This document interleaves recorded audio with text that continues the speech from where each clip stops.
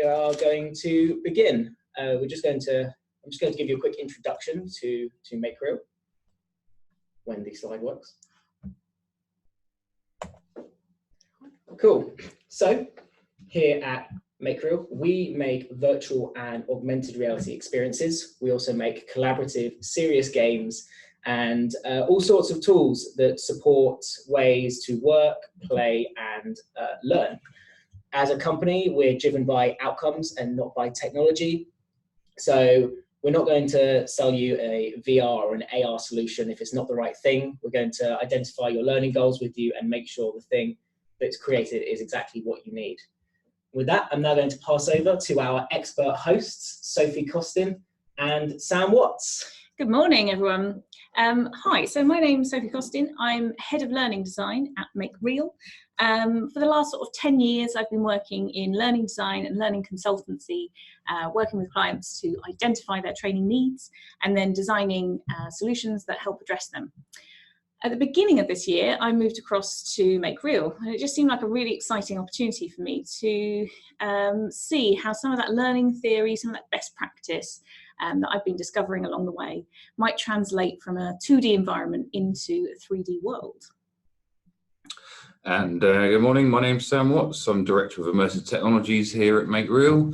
I've been on a 5-year journey of discovery since the rebirth of VR back in 2012, exploring, evangelising and educating clients and partners, which has somehow led me to become the 12th most influential person in VR globally, according to Analytica.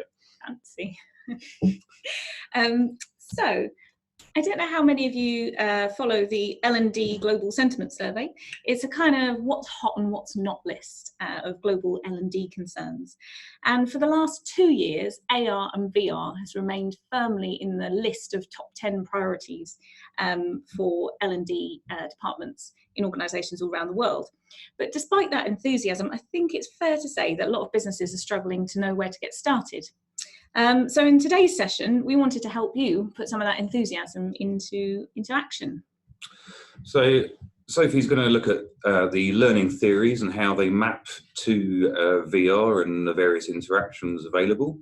I'm then going to run you through a couple of case studies of learning experiences that we've deployed over the past year. Before we get into the crux of the webinar, obviously the use case template.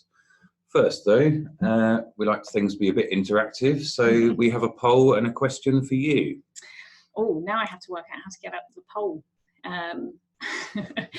So any moment now, when I work out how to get up the poll, a question will appear on your screen, and we just wanted to gauge your current enthusiasm levels, current interest levels in VR for learning, and where you feel like you're at. And that should be appearing on your screen right now, almost as if we knew what we were doing there. So what are your attitudes towards VR? You can mark one of the options there. So who here feels really ready to use VR? Or perhaps you're already using VR for your learning right now. Or maybe you feel the company isn't ready, but you can really see the value it could bring you. Or perhaps you're just skeptical about VR entirely and you don't feel it's right for you. But hopefully you won't be by the end of this webinar. And if you are in that camp, thanks for turning up anyway. That's real good of you. So, are we getting answers in? I can't see them as they come. So yeah, answers are coming in. We'll give another 10 seconds or so. 11 out of 17 of you have voted. Come on, those 6 of you. Get off the fence. Cool. Let's close down this poll. Lovely. So we'll show the answers with you now. Oh, no skeptics. Bless you all. Thank you. So that's really good. So over half feel that they're ready to use it or are already using it in their training right now. So hopefully, you know, through today's sort of conversation, you might see some new use cases that you hadn't even thought of before, and you know, you can kind of grow that existing body of work that you've already started doing. And to the 45%, that's quite an even split, isn't it? That's really interesting. Who feel the company isn't ready yet. Hopefully through some of the kind of case studies that we work through today, it will just seem a little bit more possible, and you can see how maybe other companies are, you know, making it a reality for themselves today. So I'm just going to close that down now. But of course, you know, VR isn't right for everything. It won't be the right solution for everything. But it is another tool to have at your disposal. And if used in the right way, it's a really powerful tool. So before we get started on sort of use cases and looking at your own use cases and some of the case studies we have, I just wanted to talk a bit about why it can be such a powerful tool for learning. And to do that, we need to think about what we're asking the brain to do when we learn something new. Ooh, just trying to change slides. There we go. So I wanted to start with a bit of an activity. So I want you to all think about your journeys to work this morning. Really try and visualize it. Or maybe if you're working from home, think about your morning routine, all the things you saw, all the thoughts you had, all the things you encountered. How much of it do you really remember? There's this kind of phenomena that happens in our brain where we tend to remember the first, last, best and worst thing about an event, but everything else gets a little bit hazy. And that's because it would just be impossible for us to remember everything. So if we look at the stat on the screen here, supposedly our brains can process 11 million pieces of information every single second. It would be impossible, it would be undesirable for us to remember everything that we encountered in a day. So our brains are constantly intelligently deciding what it needs to remember and what can be forgotten. And the same thing is happening when we try and learn something new. So this is the Atkinson and Schifrin information processing model that some of you might be familiar with. For me, I think it just sums up really nicely the different hurdles that we need to go through to commit something to our long-term memory. So we start at the beginning, we encounter something, and it goes into our sensory memory. If it gets our attention, then it will go into our sensory memory. If it doesn't get our attention, then it will be forgotten immediately. Or worse still, we just won't even notice it in the first place. But if it does make it into our working memory, into our short-term memory, we need to start doing something with that information straight away, or again, it's just going to get lost. So it's that kind of in one ear, out the other kind of thing that I think we all experience from time to time. I know I do rather regularly. So we need to start doing something with that information to keep it in our working memory, to keep rehearsing it, to keep going through it. But then to really commit it to long-term memory, to make it useful so that we can recall it at a relevant time, we need to start committing it to our long-term memory. Now that's an even more complex process of mapping new information onto our existing memories, onto our existing understanding of the world. And then we need to start practicing that, keep recalling it to strengthen those bonds so that it's really deeply embedded there. And again, so it's not just forgotten. So all that is to say that learning is hard. Like even the most simple of information, it's a really complex process that we're going through to commit things to our long-term memory. And there's massive scope for things to get forgotten along the way. But the good news, from my perspective, is that VR has a few benefits. VR for learning specifically has a few specific benefits and traits that make it much easier for us to commit things to our long-term memory. So these three benefits here. And it's important to say at this point that you could say the same thing about other immersive technologies. So for example, augmented reality, AR, or serious games. But I want to just talk about VR today. I'm not very keen on this kind of lumping them all in together. You see a lot of VR, AR lumped in together, but they have quite different traits and quite different characteristics. So it gets a bit messy if you try and talk about them all at once. So we're talking about VR today, but really similar things could be said for other immersive technologies. So these are the three benefits of VR for learning that I just wanted to talk to you about for the next sort of 5 minutes. Starting with emotional state. So emotional state is so important for learning, but it's really often overlooked. You can't make someone learn something if they don't want to. As much as you might want them to, if they don't care about it, they're not going to know it. So you really need to make them feel something about this information for them to become receptive to understanding it, to receiving it. And with VR, you get slightly more control over someone's senses than you might do over conventional technologies. So suddenly you can really control everything they're seeing. You can control the sound and the haptics a little bit as well. And when you have that additional control over someone's senses, you're much better placed to affect their emotional state. So you could perhaps create a bit of excitement if you felt that was necessary. Maybe build a bit of curiosity, even perhaps create a little bit of fear. Not too much fear, just a bit of healthy trepidation, and really get them into a position where they're ready to receive this information that you're wanting to communicate. There's loads of information, loads of research on VR's effectiveness for changing people's behaviour by affecting their emotional state. There's so much so, in fact, I had a really hard time choosing just one, but this is probably my favourite. So last year, Stanford University released some information on a study they've been doing called Becoming Homeless. And in this experience, you become homeless. So you start off and you've just been given notice on your job, you've just lost your job. And so then you have to start looking around your apartment, choosing your own personal effects that you need to sell to pay the rent. But that only takes you so far. Eventually you get your eviction notice. You end up on the street and trying to defend the scarce few belongings that you have left.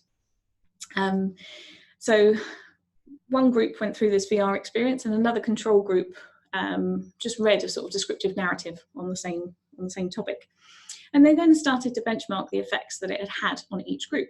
So immediately, participants were reporting that they were much more likely to agree with statements such as our society does not do enough to help homeless people, or the VR group was greatly more identified with statements like they care very much about the plight of homeless people. So it had a really tangible, immediate effect on the people who had experienced it in VR versus the group who had read about it. But it also showed to have long-term effects as well. So I think it was about 5 months later, they were sent a petition that they could sign relating to homelessness issues.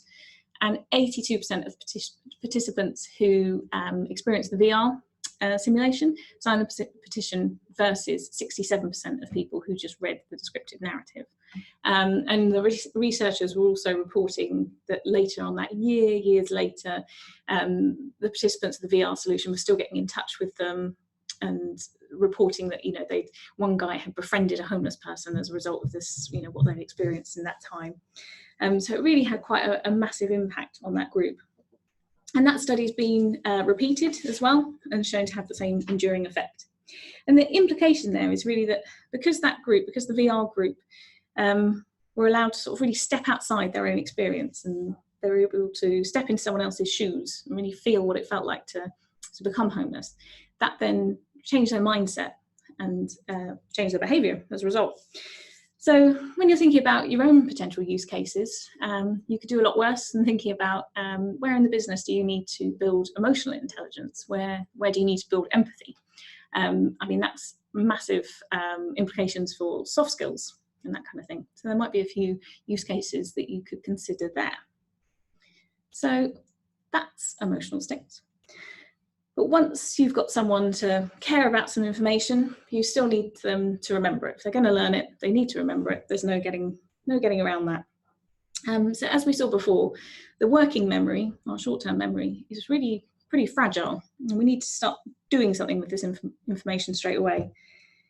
And again, VR just has massive scope in terms of practice and application, you know, whether it's sort of climbing a mast, performing a medical procedure, having a difficult conversation, it gets you sort of practicing in the real world right away. In fact, it kind of layers together the acquisition of knowledge and the application of it. So we're quite used to the model of learning where we start off with the theory, we learn the theory, and then we apply that theory to a situation to see how much of that's stuck.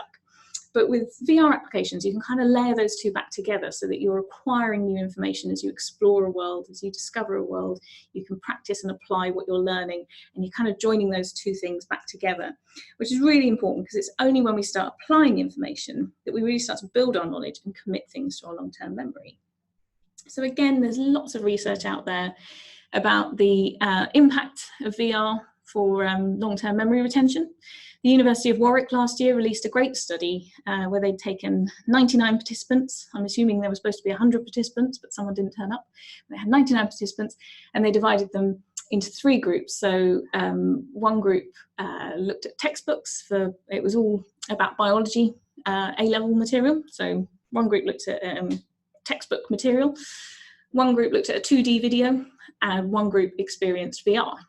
And they found that it did 2 things really. So the first thing was that there was a massive improvement in the VR group's emotional state. They said they felt much more engaged, they felt much more positive about their learning experience.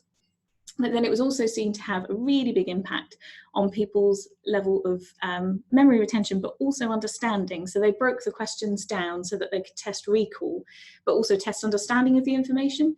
And the VR group improved their understanding by sort of 28%. So it's a really big uplift in their understanding of the material, as well as the knowledge retention as well.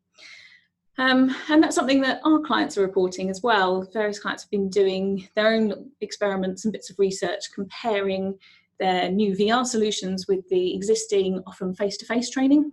And what they're seeing as well is that memory retention within sort of a 1 month, 2 month period is greatly improved in the VR group than it is in the face-to-face training group.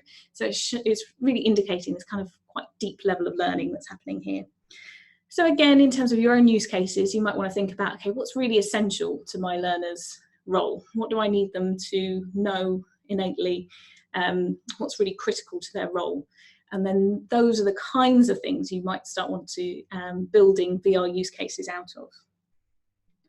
So very finally, from me, once you've got someone to care about some information, you've got them to remember it, you still need them to then transfer that information into a real world setting. You need them to apply it. And there's always a bit of a hump to get through with knowledge transfer, even with something like on-the-job coaching. When you move from a supervised environment to an unsupervised environment, there's always a little bit of a hump to get over when you're suddenly on your own and unsupported. It can be quite a daunting thing. But VR uniquely offers us the chance to practice in a realistic replica of a real-world setting. And that helps build our confidence. That's a really big, important one. But it also is really good for cognitive load.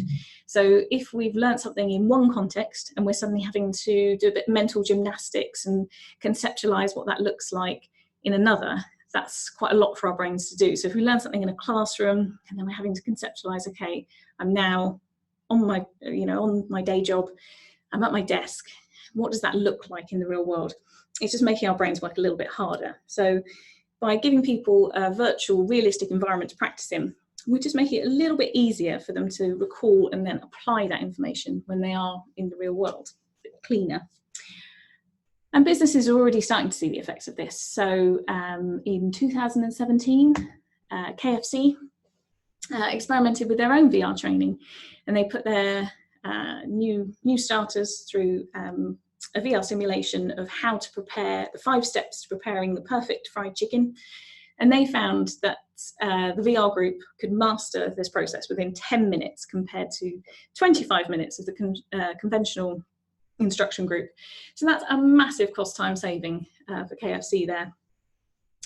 So again, in terms of your own use cases, you might want to start looking at where in the business is that kind of application of knowledge sort of becoming a bit of a pinch point? Where is there a real risk that if people don't apply this knowledge, apply this skill right first time, could there be a massive effect on perhaps customer satisfaction, perhaps the individual's health and safety, or even cost to the business in terms of materials lost or wasted there?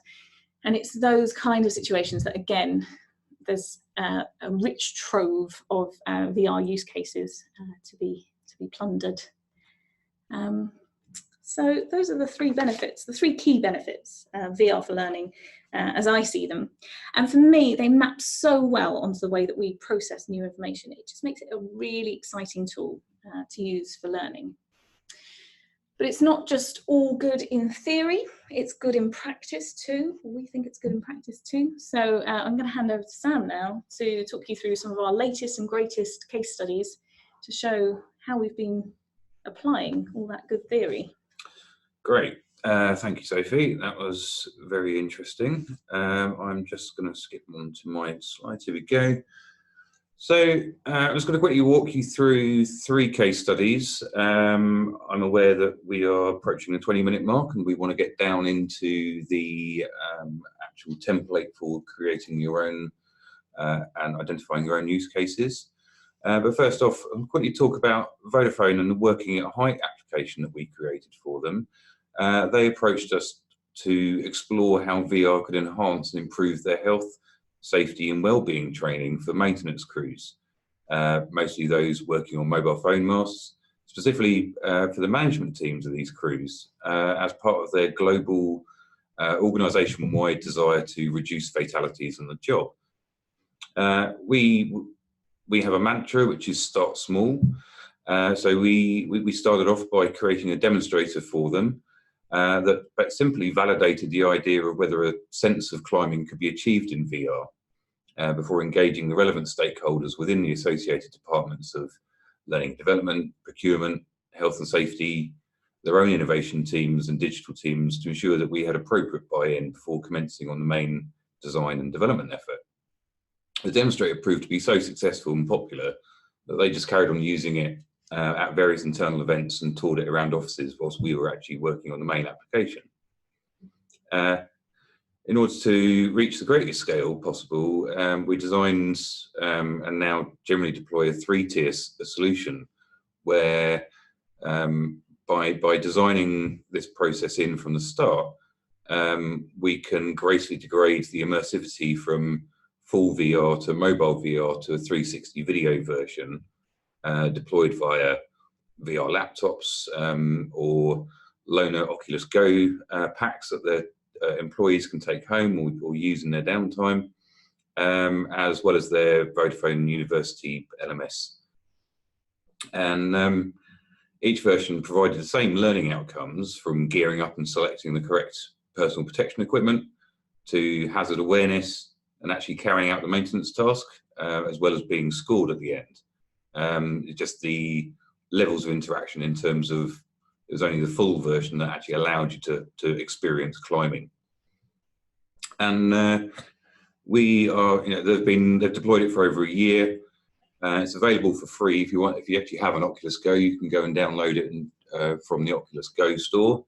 And I think you'll find it's a fairly intuitive, useful experience. So then moving on, Lloyd's Bank, they approached us specifically asking about how to, how could they incorporate soft skills training in VR. A lot of VR experiences are very much based around maintenance and being in dangerous environments in the real world, or dealing with big assets. But soft skills was a relatively sort of unknown area. So again, we started off with a demonstrator, and they wanted to be able to determine whether VR could be used to increase the availability and consistency of their training, which is traditionally reliant upon face-to-face role play and actors. And again, we started out small, taking one of their scenarios and incorporating it, which allowed the learner to immerse themselves in a difficult conversation with a colleague concerning reported interactions that have occurred in the office, not following standard processes. We took the opportunity to examine what aspects of VR tech provides that face-to-face training cannot or can be subjective rather than objective feedback, i.e. eye contact, emotional mood maps, recognizing body language and a variety of metrics that we can track via the headset accurately. The character avatar who the learner was engaging with, we created a new pipeline for body and facial animation to show emotional states of agitation, agreement, anger, disagreement, and acceptance based upon the dialogue choices the learner was making. This reflected with a mood map emoji shown upon the virtual whiteboard in the meeting room environment to allow learners with facial and body language interpretation barriers to engage and understand the outcomes of the decision made. Excuse me, sorry. And we're also looking at how to streamline and make more efficient methods of capturing these human expressions and mapping them in real time onto the 3D avatars, which is typically a very expensive process. And for learning development teams, we wanted to ensure that the costs were as low as possible. So by using an iPhone 10, we were able to record the voiceover actors as they were recording the lines, and then we had all their sort of 3D lip sync data and facial movements, so the characters look far more realistic. And then finally, We have EDF Energy-Click Mobile. And this, again, we've been working with EDF for quite some time. They're actually very early adopters of immersive technologies. And they approached us after having created a number of demonstrators of how we could incorporate VR training into ensuring that their 2 million smart meter installation target for this year could be met, to help them ensure that they could actually train enough engineers effectively. They can train engineers how to swap over the electricity and gas meters to a new smart meter easily enough. They've got dummy units, but it was everything around the sort of awareness of the environment and different customer types that they need to sort of train them quickly in for when they're actually out there in residents' and customers' houses. So they're also rolling out a new software application that ran on the tablets that the engineers had to use in order to sort of record the log and the process of changing over each customer's meter and the appropriate records, taking photographic evidence of the installation, the existing meter readings, etc. So we were given access to that, and we're able to actually run a full simulation of that software on a virtual tablet within the experience itself. So those are just 3 case studies of some of the methods that we've used for deploying VR for training. And for us, simply, those 3 reasons to use VR is mostly cost, reducing the need for additional trainers and overall training time, making it repeatable, recreating expensive real-world assets. We can make them virtually at true scale across multiple learner stations rather than just having to have one big train carriage. Reducing risk, allowing learners to fail safely, but through immersion and presence, they can feel as if they're really on site, in situ. And we've seen that they take the training more seriously. And then finally, improving quality, allowing repeatable each and every time, the same experience for every learner, ensuring the training correlates directly to the real-world applications and situations, and as the research shows, improving test scores and memory retention and recall. So, on to the actual use case identification. Yeah, it's sort of over to you guys now. So, hopefully you all received a copy of this, what we use to work with clients through potential sort of use case identification and almost kind of validating that it is a use case, really. We're not interested in technologies for technology's sake. So it's kind of a validation process so that we can keenly identify where immersion, where VR, for example, might add value. So we wanted to give you a chance, really, to complete your own use case identification and validation process. So we'll give you time to work through each section. It would be great if you can also put in the chat function if you come up with any great areas or objectives for a potential use case and you're happy to share them with the group. We'd really love to hear them. Any kind of interesting target audiences or problems you're looking to address, learning goals, just sort of share them with the group, really. I think it's also a good time to take any questions, if there are any questions from the sort of content that we've gone through thus far. But otherwise, it's over to you guys. So in terms of this very first box, I don't know, maybe some of you have keen beans have printed out in front of you, or if not, you could sort of fill it in digitally. But just starting to think about sort of what pinch points that you have in your business that might make a really good use case for VR. Well, certainly, are there any areas of the training that's currently provided where learners typically struggle or test results are typically lower than expected? Is there a practical element that would benefit complementing the theory? Or thinking back to that kind of emotional intelligence, the empathy building, is there anything around sort of soft skills, mindset change, behaviour change that you've been trying with other sort of methods of training that haven't quite worked that you might want to explore here? So just give you a few more minutes to note down your ideas there. And again, if anyone has anything they want to share, well, on topic hopefully, but yeah, any use cases that are springing to mind that you want to share with the group, do pop it in the chat, because that would be really interesting. So once you have your objective in mind, the kind of discipline, the area that might be good for an immersive project, it's good to sort of hone down and start thinking about what are the specific problems you're looking to address. So what's the learning goals here? What can't people do at this moment that you'd like them to be able to do by the end of the experience? What does that look like? Start noting that down, mapping that out. And again, if there's any interesting ones there, feel free to pop them in the chat and share it with us. Just give you a second to write down. So it's the kind of objective that you have in mind, and then from that objective, what are the specific learning goals? What do you need people to start doing differently?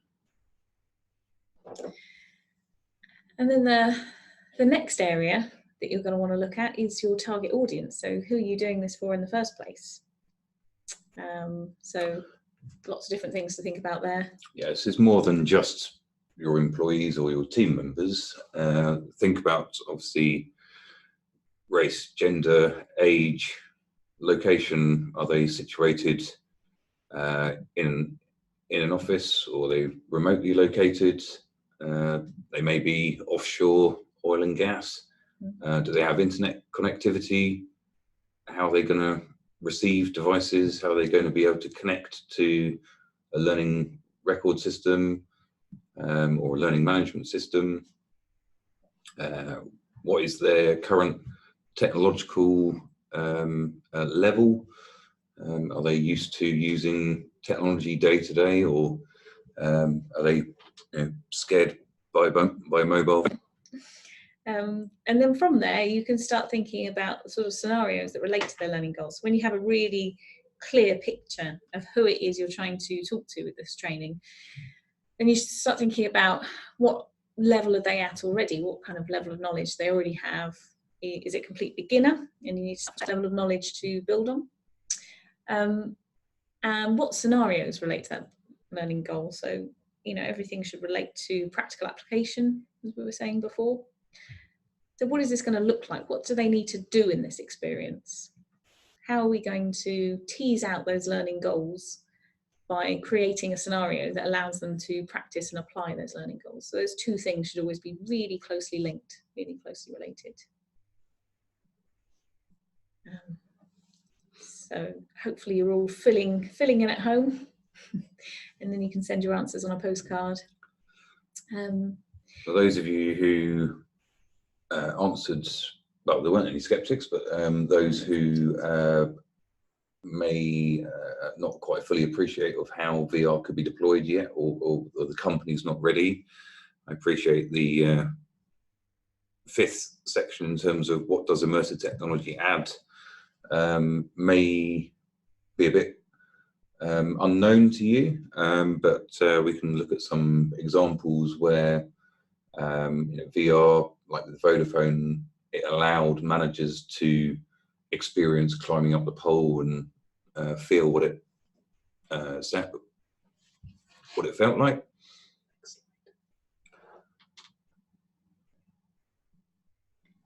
Sorry. Do they have assets that they can't get into?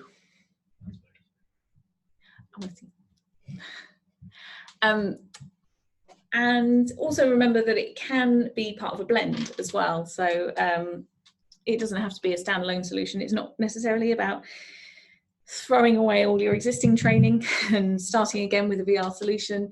It can also be about where can you augment your existing learning journey to add value that way. So where perhaps as your learning got a bit too theoretical and you want to root it back in a sort of practical application. And yeah, make some notes around that. The other really important thing is how will you measure success with this use case? So, it was once said to me that learning and development is a cost to the business unless they can demonstrate their value and the return that they're offering. So that should really be baked into your design process. So what kind of metrics can you identify within the business, and what kind of metrics can you identify within a learner's performance to really measure up how impactful this VR solution is being. And that'll help you refine it as well. So as Sam said earlier, we like to start small with a sort of proof of concept and build out from that.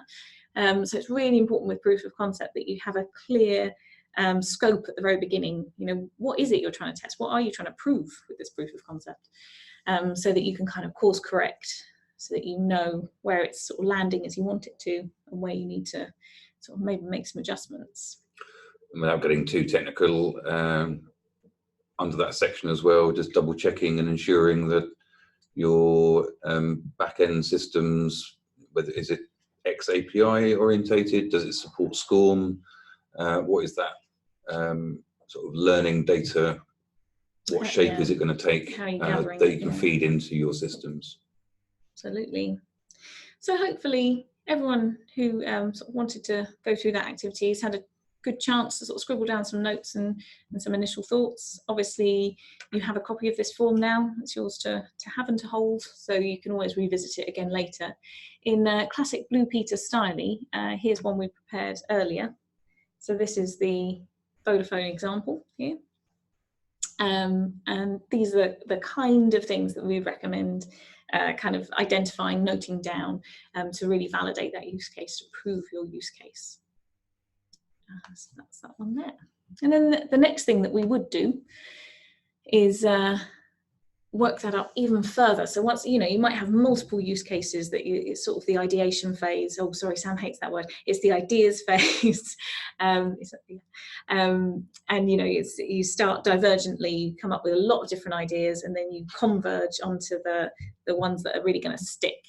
So with the use case identification, you might want to start with, you know, a number, quite a few, to see which ones really have that validity, really sort of like, you know, holding firm.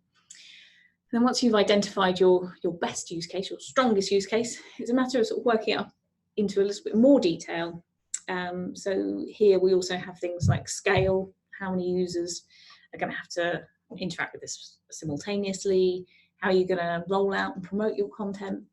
And then also thinking about the actual delivery and technology sides, that's where you could get quite a lot more technical, and that will help really shape your design as well. Once you know your sort of technical limitations, you'll need to feed that into your design thinking as well.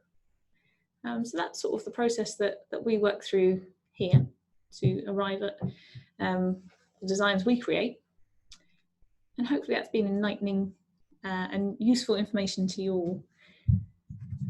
If there are any questions, we'll take them now. But otherwise, we'll maybe wrap up. Okay, well, if you would like to ask us any questions, we're always contactable in the digital world, and we'd really like to hear from you. So I guess it just remains to say thank you all for joining us today. And yeah, I hope you've got some useful insights from that. Yep, thank you very much. And stay tuned for the next webinar, which we will announce in the next couple of weeks. And if there's any particular topics that you think that we should cover or have a burning desire to understand more in depth, by all means, let us know. And we will certainly put it in the hat of topic potentials. Everyone in the chat is saying, thank you very much. Nice. Well, thank you guys, and thanks for joining us. Talk to you again soon. Have a good day. Bye.